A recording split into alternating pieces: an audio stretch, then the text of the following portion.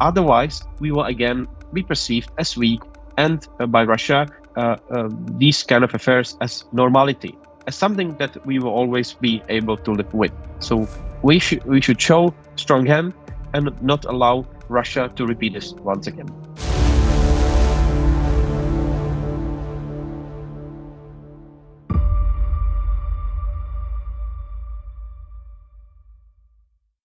Welcome to the Black Sky. My name is Piotr Mateusz Bobołowicz, and our guest today is Pavel Havlíček, Research Fellow at the Association for International Affairs in Prague. Thank you so much for having me, Piotr. Last week, a big affair emerged in Czech Republic. Czech special services revealed Russian meddling in European infospace. The central point was a media outlet, Voice of Europe, which published numerous interviews with European politicians, especially from right and far right of the political scene. From many countries, including Poland, including, of course, Czech Republic, including Germany. What is the role of Czech Republic in this, and how did it happen?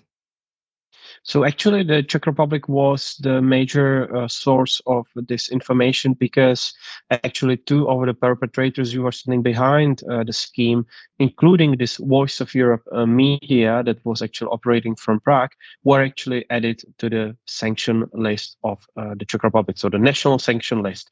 Two physical individuals and one also legal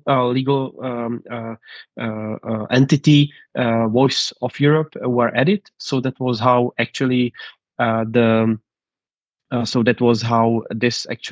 news broke really internationally, because when the two Ukrainian individuals, Viktor Medvedchuk and also Mr. Marchevsky, who was his Czech ally, actually they were then pointed and connected to a number of European countries, European politicians, especially from the far right, but also far left circles, that since then actually included multiple countries, including Poland, including Germany, including Belgium and the Netherlands, or also France and the Hungarian case as well. So you see that this is actually multiple country cases and several of individuals that were actually the fingers were pointed at, so that we see that this is actually a pan-European affair and much broader scheme that we actually initially thought.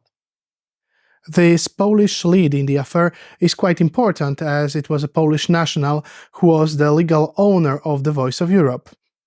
Yes, this is absolutely correct. And we could see that since the beginning, the Czech and Polish cooperation was very strong, so that actually the operations of Polish AfD Secret Service and its Czech counterpart BIS was very, very close, and the operations were coordinated. So once the whole affair was actually announced from the Czech side, including when the Ukrainian politicians and perpetrators were actually sanctioned, then immediately you would have a major operation on the Polish side of the story, so that people actually that were supposed to be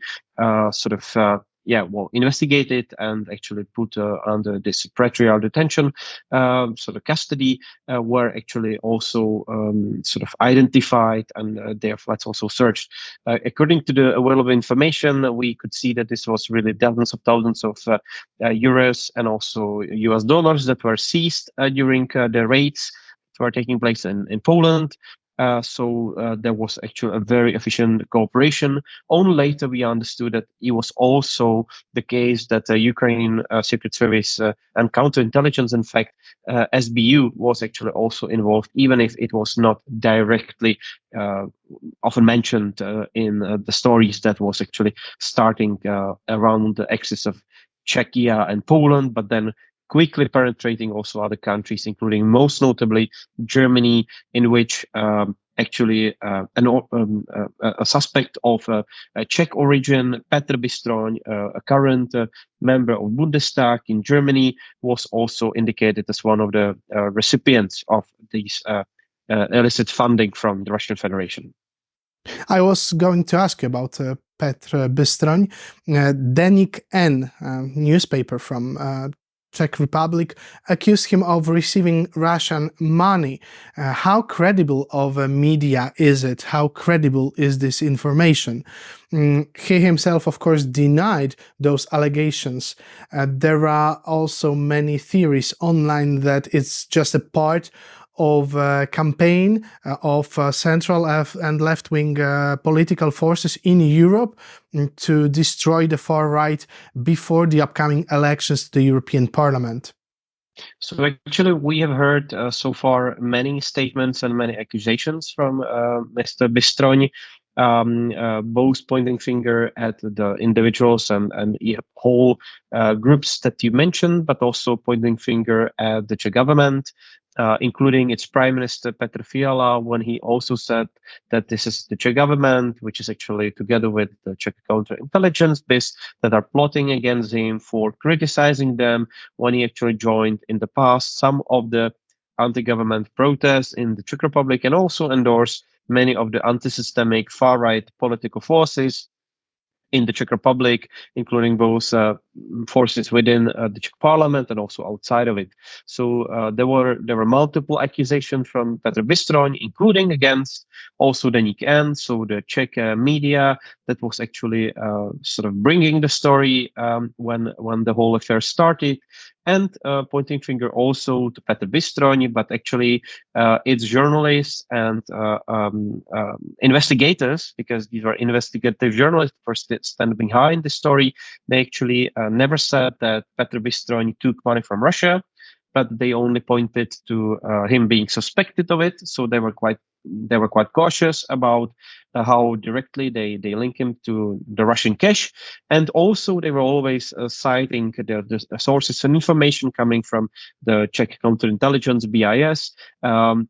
They actually further clarified during this week in one of the podcasts and series of articles that they actually had a very credible source going back to the original meeting between representatives of the Czech government and also counterintelligence, in which the head of the Czech counterintelligence, Mr. Koudelka, mentioned that the evidence is bulletproof, that Petr Bystroň was taking money indeed from these Kremlin-linked connections, notably and most significantly from the Voice of Europe media.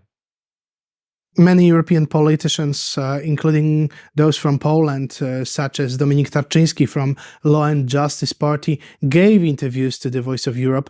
Of course, it does not make them guilty of anything.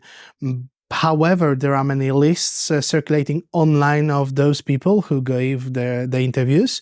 Do you think it can mean something? Should we observe those people or just assume they gave interviews and they are innocent? I think this is really a serious situation because obviously when speaking to media such as Voice of Europe, which is strongly anti-systemic, promoting the so-called sort of patriotic movements and political forces across the European continent, but then of course when the whole sort of facade broke and we saw who is standing behind the Voice of Europe, that it is actually it is actually connected to these pro-Russian politicians in Ukraine, essentially aiming at the Kremlin, so that we should be really considering this as a very serious reputational damage in some other country contexts around the European Union, taking money from a third party, including Russian Federation, which is openly perceiving the European countries, including my own of Czech Republic, as so-called enemy nations. That is basically spying for and sort of collaborating with the enemy. So that would be very strict we should be very strict actually to point finger as this, call it out, and if relevant and if the legislative sort of framework allows, then of course there would be a good reason and strong reasoning for a criminal prosecution of this kind of behavior. This does not apply universally in some of the country contexts, including in Germany, for example, to give such an interview and even to receive money from the Russian Federation or program and sources.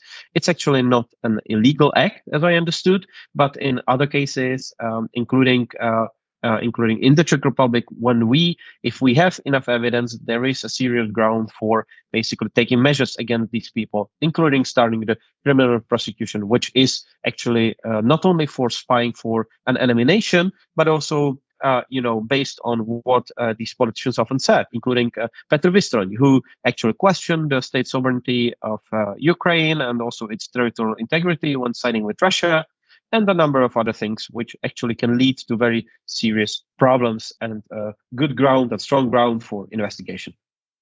This is not a classical spy affair, as we are not talking about stealing some top-secret documents, but about an influence campaign. So as far as I know, also in Poland, it's not prohibited. We live in democracies, so it's very difficult to arrest someone for spreading some kind of information, even if he was paid to do it. And how do you think it will affect upcoming European elections in whole Europe, but especially in Czech Republic, where you are from? Yes, I think this is really important debate that we should be having, and also having in mind that this affair, I think we have not seen the end of it, and that we will still be discovering more and more cases, more and more connections, because what you mentioned in relation to the Voice of Europe, this is only one part of the story.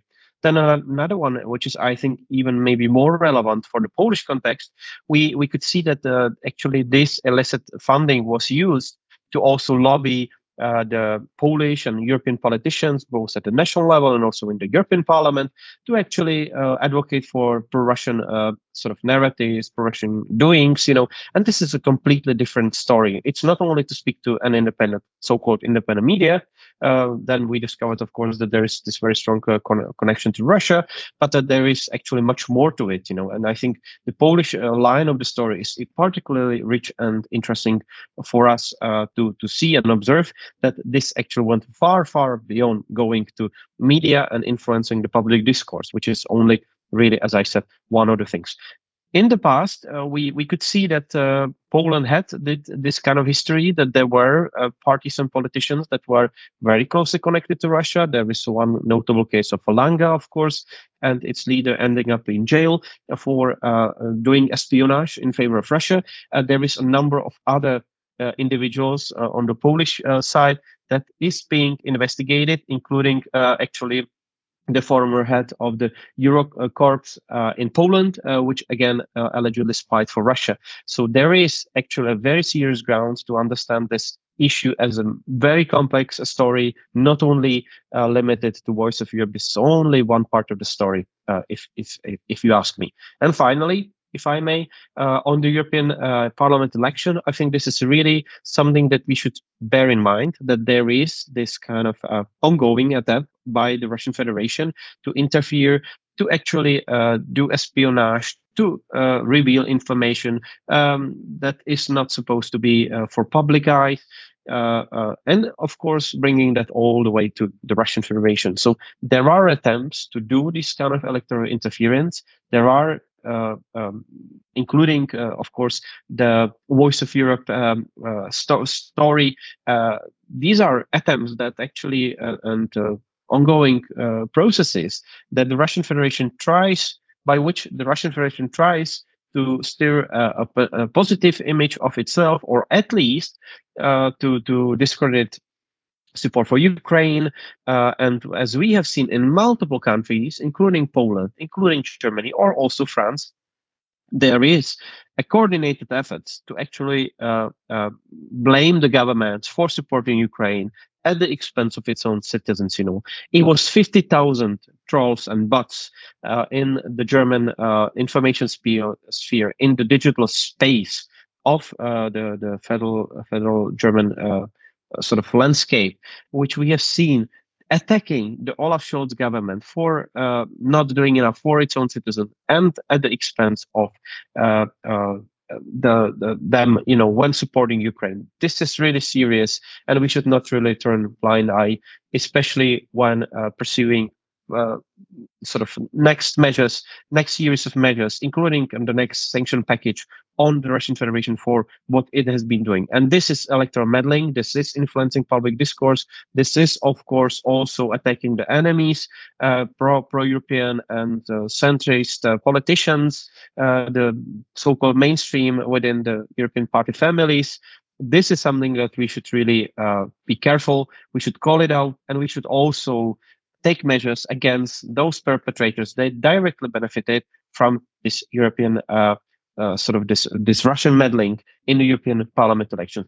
Above all, and we should be very vocal about this, these are politicians from Alternative for Germany, Alternative für Deutschland. The number 2 and the number 1 of the party list for the European Parliament elections were both indicated in this affair, including, of course, the person that we already spoke about, Petr Bistron. There is, and there should be, not only political, but also societal pressure for the party to act and take measures to take these people out of the candidacy list, because these are spies for the Russian Federation in this or that way, as we have spoken about. So this is something that we should really have in mind and also act on. Otherwise, we will again be perceived as weak and by Russia, these kind of affairs as normality, as something that we will always be able to live with. So we should show strong hand and not allow Russia to repeat this once again. Just to be precise, I will say that regarding the commander of Eurocorps from Poland, it's not established why exactly he has been revoked. There are some theories that it could be related to internal affairs. Others say that it may be linked in some way to espionage, but it remains unknown for now. Last question. We are all waiting to know other names from the list of those people who received money, the list of the people who are involved in this affair. Do you think they will be revealed? I think yes, but it's a question of time. In many of the country contexts around the European bloc, we see that the investigation is still ongoing. When we speak, for example, about the Netherlands or Belgium or even France and some others, the investigations are still ongoing, as confirmed by the journalists of Deník N, which actually started to get in touch in with different country contexts, different secret services.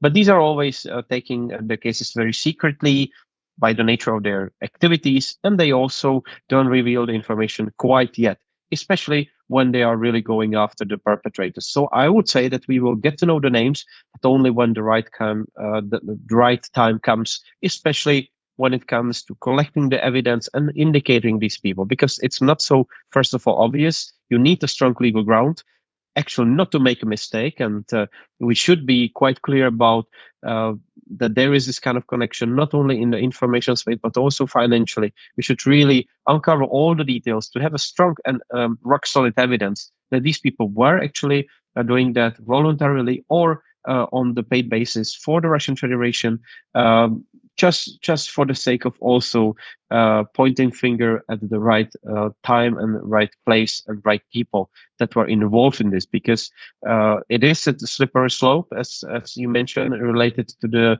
Polish commander of the Eurocorps. This is actually a sensitive matter, and we should be quite precise about what it is and what it is not. So I would definitely say that we need more evidence, and also we need this kind of cooperation across the European continent, because this is not only a national country case, it is really a pan-European network, of media, of politicians, of spies that are penetrating our democratic process and trying to influence them, just to undermine them as much as possible for the sake of Russia and its benefits.